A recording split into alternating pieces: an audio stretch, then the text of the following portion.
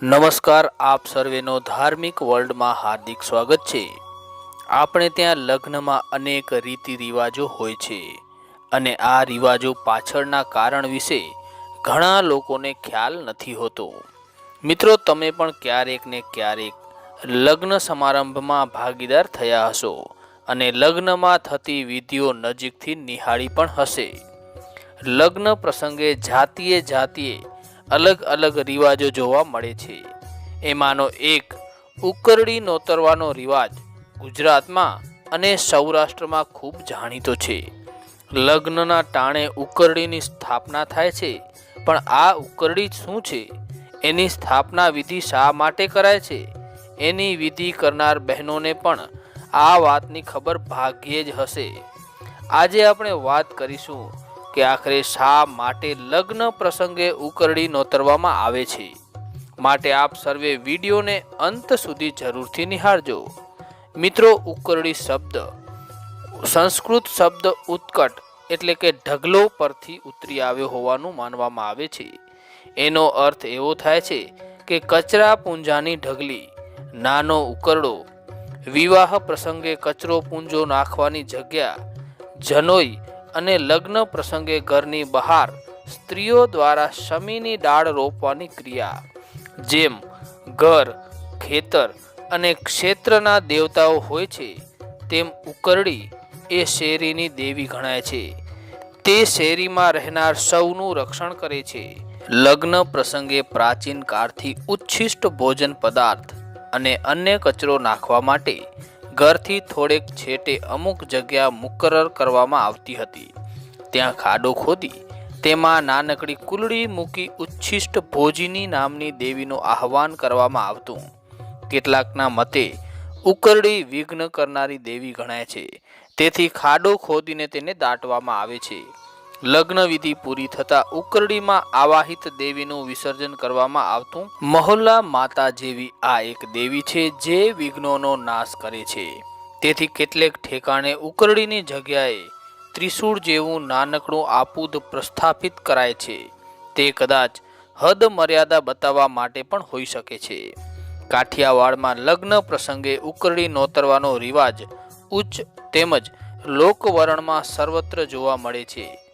ઉકરડી નોતરવાની વિધિ લગ્નના શાસ્ત્રમાં ક્યાંય દેખાતી નથી, પણ ચાક વધાવવો, પસ ભરાવવો, પીઠી ચોડવી વગેરે વિધિઓની જેમ ઉકરડીની વિધિ પણ સ્ત્રીઓએ પાછળથી ઉમેરી દીધી હશે એવું માનવાને કારણ રહે।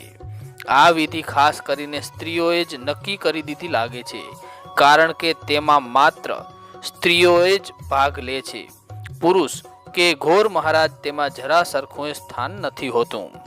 ઉકરડી અર્થાત એક ખરાબ દેવી, ડાકણ, લગ્ન વગેરે અવસરમાં ઘરથી થોડેક છેટે આ દેવીનું સ્થાપન અને ઉત્થાપન કરવામાં આવે છે। તેને ઉકરડી નોતરવી અને ઉઠાડવી એમ કહેવામાં આવે છે। ઉકરડી દાટવી એટલે વિવાહ પ્રસંગે જાન આવવાના આગલા દિવસે ઉકરડા કે ભોંયમાં છાના માના પૈસો સોપારી દાટવા। આ રીતે મેલા દેવોને આહવાન કરી સ્થાપવામાં આવે છે। ઉકરડી નોતરવી એટલે દેવતાને આમંત્રણ આપવું, દેવીને પ્રસન્ન કરવી।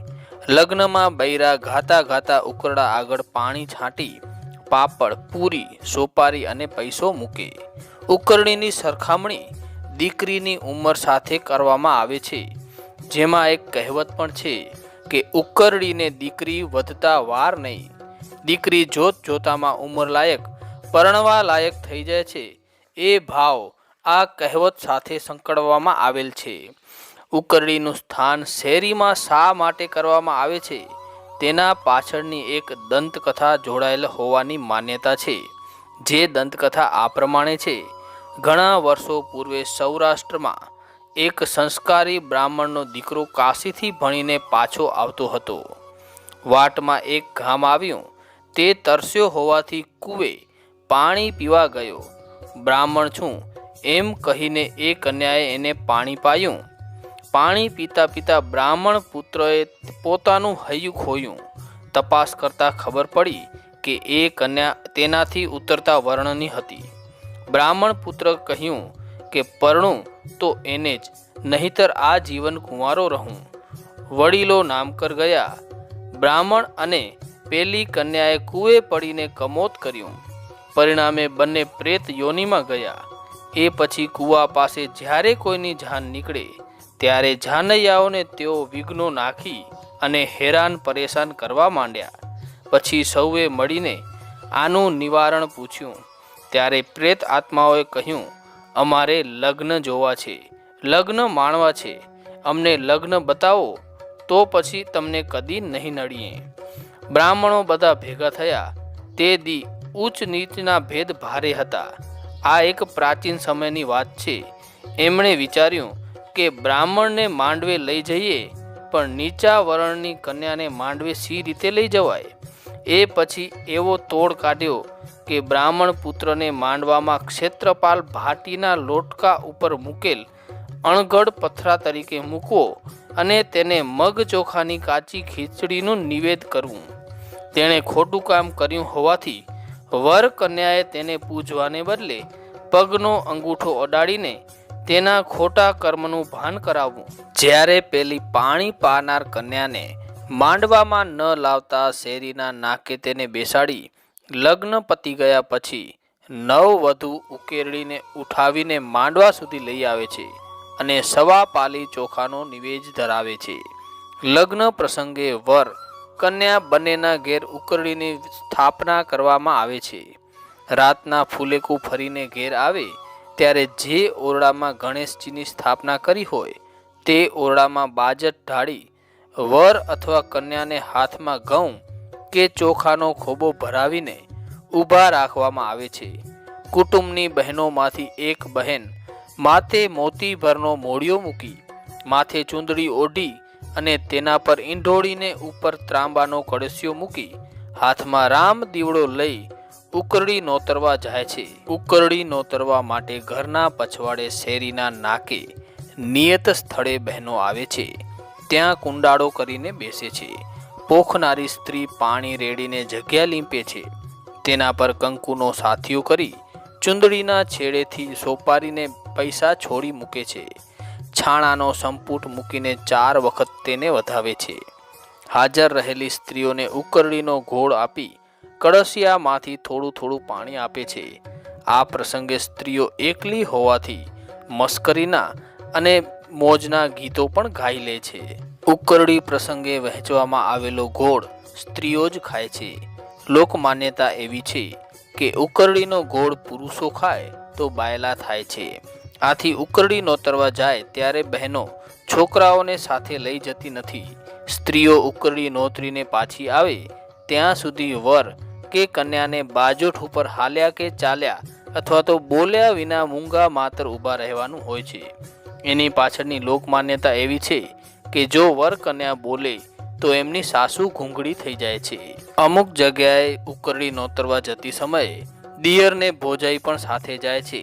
એક કુલડીમાં લાડુઓ મૂકે છે અને સાથે કપડાનો ચાપકો પણ રાખે છે. ચતુર દિયરીઓ લાડુઓ લેવા આવે ત્યારે ભાભી એને ચાબકાથી ફટકારે છે અને પછી નક્કી કરેલી જગ્યાએ કુલડી અને રામપાતર દાટે છે. મિત્રો, લગ્નવાળા ઘેર સૌ સગા વહાલા માંડવે આવે છે ત્યારે લગ્ન મહાલવા દર દાગીનાએ સાથે લાવે છે. લગ્નની ધમાલમાં કોઈ દાગીનો તૂટી જાય કે ખોવાઈ જાય તેવી શક્યતાઓ વધુ રહે છે.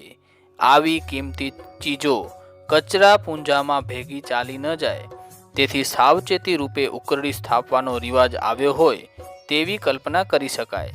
ઘરની જગ્યા સ્વચ્છ રહે તેવી ભાવનાથી પણ આ રિવાજ પાછળ રહેલી છે. લગ્નના દિવસો દરમિયાન ઘરનો બધો જ કચરો જ્યાં ઉકરડીની સ્થાપના કરી હોય ત્યાં નાખવામાં આવે છે. લગ્ન ઉકેલાઈ ગયા પછી સ્ત્રીઓ ગાતી ગાતી ઉકેડી ઉઠાડવા જાય છે. આમ ગાતા ગાતા બહેનો ઉકરડીની જગ્યાએ જઈને ત્યાં દાટેલી સોપારી કાઢીને ભાણેજને આપી દે છે. પછી ત્યાંનો કચરો તપાસી લે છે કે તેમાં કોઈ ચીજ જણસતો નથી જઈ રહી ને. ઉકરડીની સ્થાપના પાછળની ઉદાત્ત લોકભાવના એવી છે કે જેને ઘેર વિવાહ હોય તેને ત્યાં 20 પ્રકારના વા એટલે કે પવન વાય. સગા વહાલાને કુટુંબીજનો અનેક સમસ્યાઓ સર્જે. લગ્નમાં નોખા નોખા સ્વભાવના લોકો આવે. ત્યારે ઘરવાળાએ આ દિવસો દરમિયાન મોટું મન રાખીને રાગ, દ્વેષ, ઈર્ષ્યા, કલહ, કુસંપને પેટમાં સમાવી દેવા જોઈએ, જેમ ઉકરડી બધા કચરાને સમાવે છે. લોક સંસ્કૃતિના પ્રતીકો પાછળની આ ઉદાત્ત ભાવના કેવી સરસ છે. દોસ્તો, શહેરોમાં તો ઉકરડી વિસરાઈ ગઈ છે, પણ ગામડામાં ઉકરડીનો રિવાજ આજે અકબંધ રહેવા પામ્યો છે. મિત્રો, અમને આશા છે કે આ માહિતી આપને જરૂરથી ગમી હશે. માટે વિડીયોને લાઈક કરવાનું ના ભૂલતા અને કોમેન્ટમાં જય શ્રી કૃષ્ણ અવશ્ય લખજો. અને હજુ સુધી ચેનલને સબસ્ક્રાઈબ ન કરી હોય તો સબસ્ક્રાઈબ જરૂરથી કરી નાખજો. ધન્યવાદ. જય શ્રી કૃષ્ણ.